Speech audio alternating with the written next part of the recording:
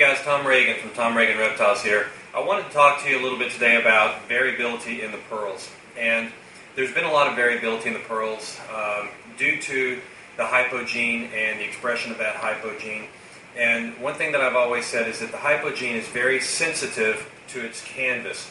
And what I mean by that is the hypo gene will just accentuate any color or even slightly the pattern difference in some of these animals whenever you put the hypo gene on top of them. So whenever the pearls were made, it really made a big difference in the variability in the pearls as well.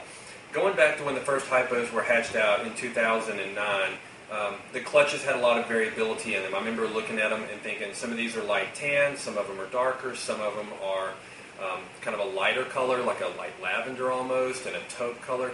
Some of them were so dark, the only way I could tell that they were hypo, carrying the hypo gene, was because of the pattern. And so there was a lot of variability in the hypos that I saw. So whenever it was time to make the pearls, the variability also carried over. And so that's one thing that I wanted to show you now, was some different variability in the hypos. Now, and in the pearls. I've got a couple different pearls that I want to show you here. This pearl is actually from the very first clutch of pearls that was ever hatched. She is a pearl that is absolutely het for nothing. She has real high contrast. She's got a lot of tangerine color going up and down her back, and a lot of high whites going up her side. Now, when the pearls first hatched out, I called them pearls because they looked like pearls, and then after a shed or two, they turned into this tangerine color.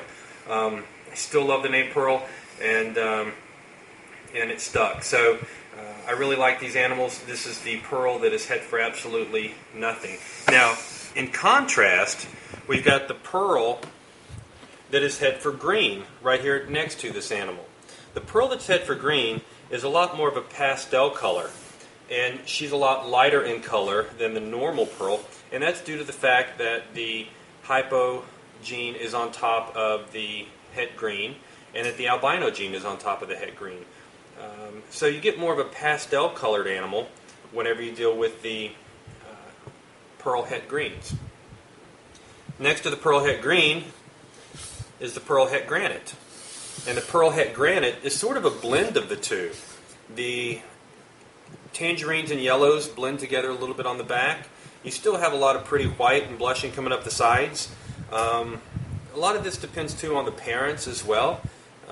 But the hypo pearl, or the hypo albino, the pearl het granites, are sort of a blend of the two.